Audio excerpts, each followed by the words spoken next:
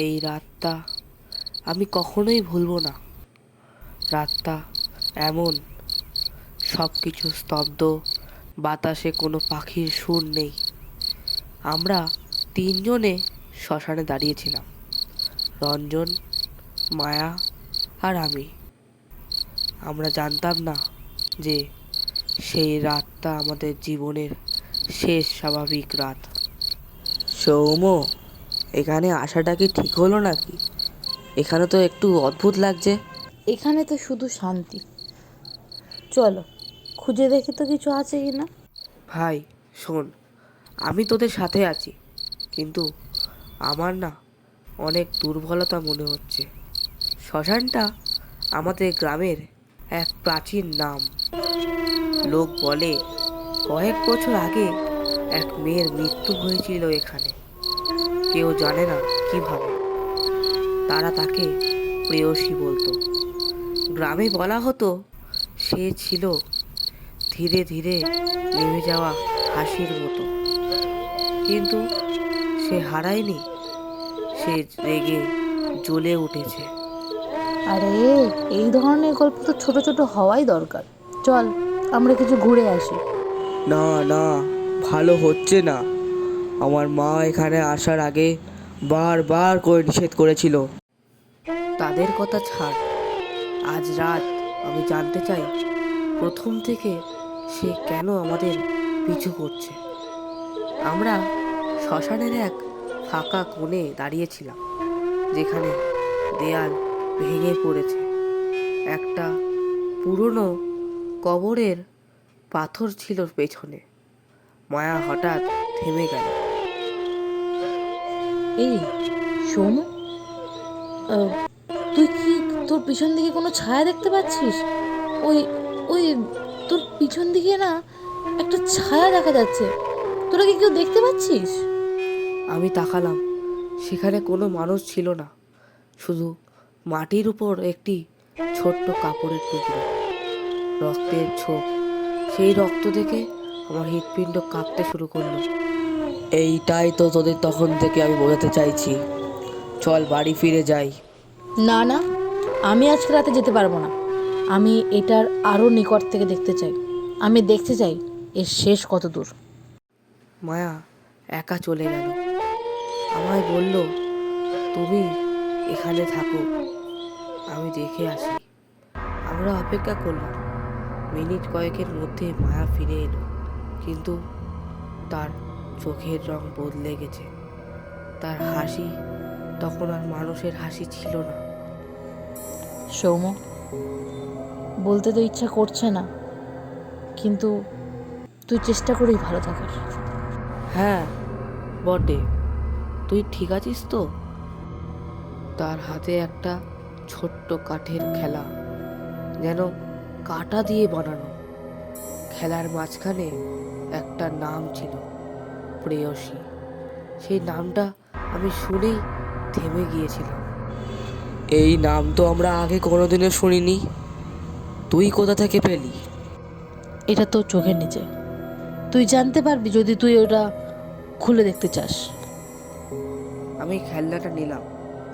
খেলনাটা ছোঁয়ার সঙ্গে সঙ্গেই আমার হাতে ঠান্ডা লাগলো, এমন যেন কেউ আমার হাতটা ধরে আছে। হঠাৎ মায়া চেঁচিয়ে উঠল।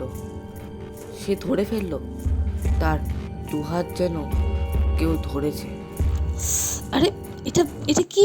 আরে, আমার আমার গায়ে এরকম জ্বালা জ্বালা করছে কেন? আরে, মনে হচ্ছে যেন কেউ আমার থেকে কিছু একটা নিয়ে যাচ্ছে। তোদের কারোর কিছু মনে হচ্ছে না? আমার সাথে কেন এমন হচ্ছে? কি হলো, কেউ আছে?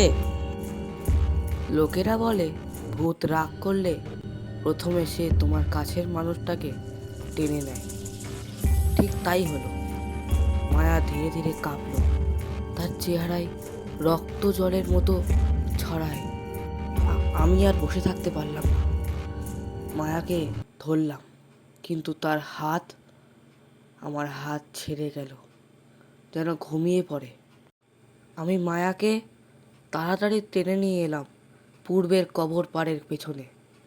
রঞ্জন পেছনে আসছিল। মায়া অচেতন হয়েছিল, কিন্তু তার ওড়না ছিঁড়ে গিয়েছিল এবং ওখানে গ্রামে বহুদিন আগে এক মেয়ের ছবি লেগেছিল। ছবিটি ওই মেয়ের মুখটা ঠিক প্রেয়সীর মতো। আমি বুঝলাম প্রেয়সী ছিল এই মেয়েটির আত্মা, কিন্তু কেন সে মায়াকে আক্রমণ করলো? আমি তখনই দেখলাম মায়ার গলায় নেপথ্যে লাল আঁচড়, যেন কাউকে ধাক্কা দেওয়া হয়েছে। সৌম্য, সৌম্য আমার মাথা ফাটিয়েছে। আমি আমি কিছু মনে রাখতে পারছি না। আমাকে এটাতে থামাতে হবেই। রঞ্জনকে বললাম, তুমি মায়াকে নিয়ে যাও, আমাকে এখানে রেখে দাও। রঞ্জন নড়ল, কিন্তু মায়া গেল না। তার চোখে আগের মানুষের দৃষ্টি নেই, সেখানে শুধু শূন্যতা। আমি তোর সাথে যেতে চাই না। আমি আমি তার ওজনের থেকে বেশি কষ্ট পেয়েছি। আমি মৃত্যুকে নিজের চোখের সামনে থেকে দেখেছি, তাই তোরা আমাকে বিশ্বাস করিস বা না করিস, আমি যেটা দেখেছি সেটা আমার কাছে সত্যি। সৌম্য, তুই চিন্তা করিস না। আমি আমি বেশি কিচ্ছুই চাই না, বিশ্বাস কর। আমি শুধু চাই একটা প্রতিশোধ, যে প্রতিশোধ রক্ত ছাড়া মিটবে না রে। প্রেয়সী বলল, তোমার পরিবারের কেউ ছিল আমার দোষী। তারা আমার নাম মুছেছে, আমার কণ্ঠ চেপে দিয়েছে। আমি তখন বুঝলাম আমার পরিবারের নামও এখানে জড়িত। সৌম্য, চল বাড়ি ফিরে যাই। এখানে থাকাটা কিন্তু মৃত্যুর চাইতে কম হবে না।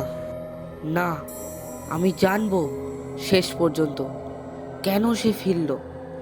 প্রেয়সী তখন আমাদের সামনে আসলো। সে কেবল মায়া নয়, আমাদের অতীত, আমাদের অভিশপ্ত ইতিহাস নিয়ে এসেছিল। সে আমার কানে ফিসফিস করে বলল, তোমার মা, সে ভুল করেছিল, সে আমার শান্তি কাটিয়েছিল।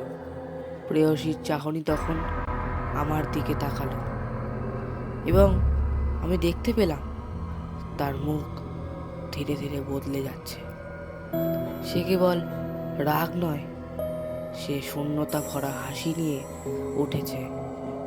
আমি তখনই সিদ্ধান্ত নিলাম, আমি তাকে স্মরণ করাবো, তার নামকে মুক্ত করব।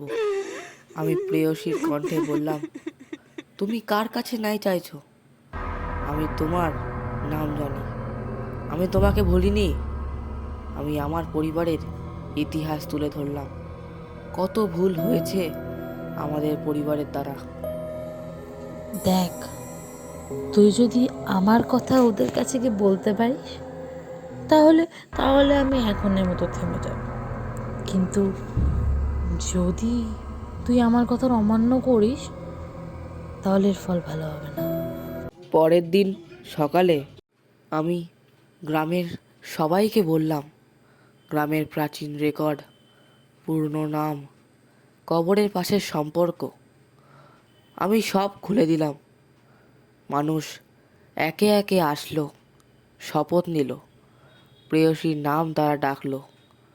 সবাই তার নাম উচ্চারণ করলে হাওয়া থমকে গেল। প্রেয়সীর চোখে অকারণেই জল ঝরল এবং সে হেসে উঠল। সেই হাসা যেন শতাব্দীর প্রতিশোধ মুছিয়ে দিল। সে ধীরে ধীরে চলে গেল, কেবল শূন্যতা থেকে মুক্তি পেল না, বরং সে আমাদের চোখের শিরা রক্ত ঘামে রেখে গেল। মায়া ফিরে পেল তার স্বাভাবিক মুখ। রঞ্জন থামল, আর আমি বেঁচে গেছি। তবুও যখন আমি আজ তোমাদের বলি, রাতে যখন বাতি নিভে যায়, আমি প্রায় মনে করি সে আসবে, আবার না।